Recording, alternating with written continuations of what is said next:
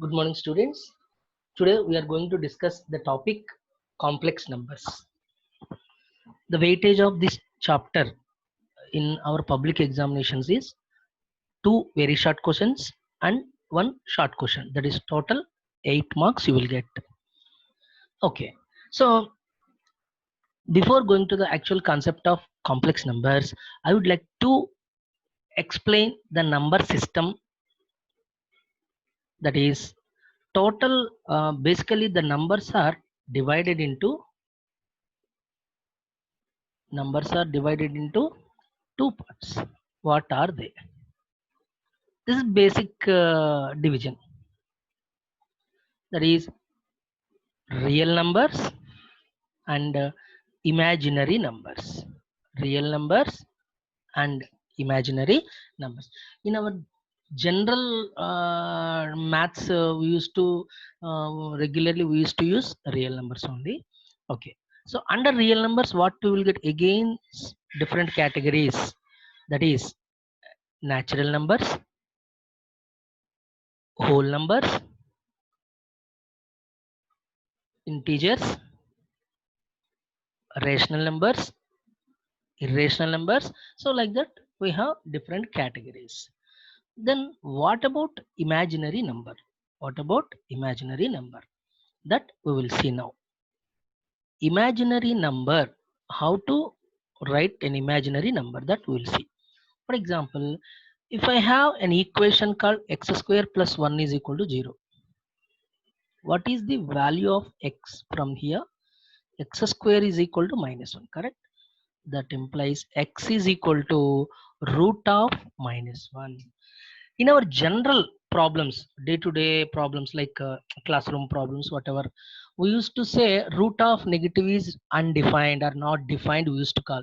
That means that number does not occur in the group of real numbers. Root of negative will be the imaginary number. Root of something negative is there means it is an imaginary number. So how we represent root of minus 1 value? Root of minus 1 is represented by the letter I. So from now onwards, wherever we have I, that means in complex numbers topic, we used to write root of minus 1. I is equal to root of minus 1. Okay. Then what about I square? I square. I is equal to root of minus 1 means root of minus 1 whole square. Square root cancel minus 1. So I square is equal to minus 1. That's why in our math last year, I think in first year matrix topic law, we used I square value as 1 minus 1. I square value as minus 1. So that is the concept. Okay. Now what about I cube value then? I cube. What is I cube? I cube is equal to, can I write it as I square into I?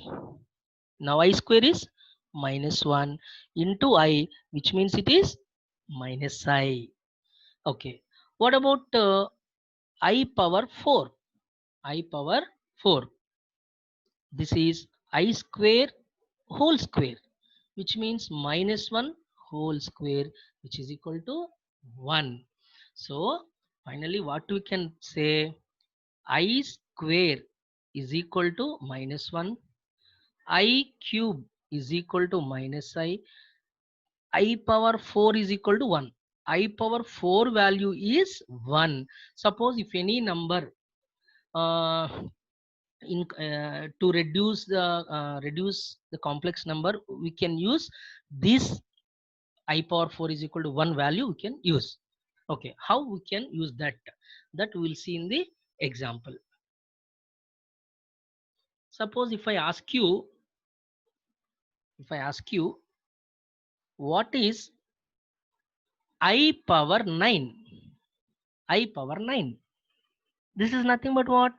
Basically, I can write I power 8 into I. We know that I power 8 means I power 4 whole square into I. So I power 4 is 1. So 1 square is 1 into I, which is equal to I. Directly I power 9 is equal to 1. I. So I power 4 value is simply 1. Based on that, we can write. But if I ask you 2I whole power 100, that is what? 2 power 100 into I power 100, correct? 2 power 100, you just keep it as it is. And can I write in terms of 4? You can write whole power 25. Can I write? Now I power 4 is 1. 1 power anything is 1. So 2 power 100 into 1, which is equal to 2 power 100. Okay. Now if I ask you minus I whole power 322, if I ask you, can I write it as minus 1 whole power 322 and I power 322. I power 322.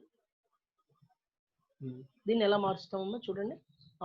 Negative power even is negative only, so positive only. So this is 1 into I power 322. 322 ni nearby 4 ఎంత రాయొచ్చమ్మా?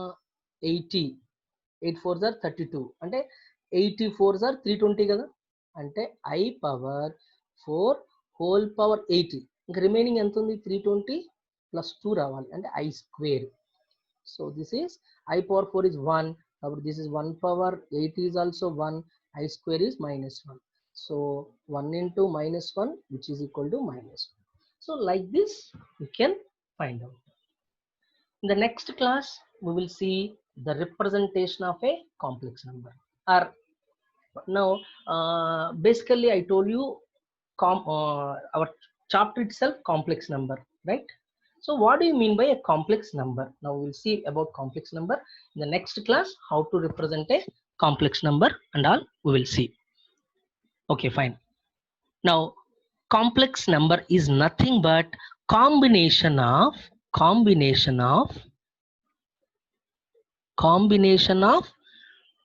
real and imaginary.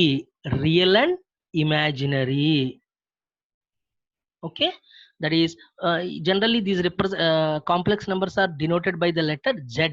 So if I write Z is equal to x plus iy, here x is real part and y is imaginary part. So about this we'll see in the next class. Thank you.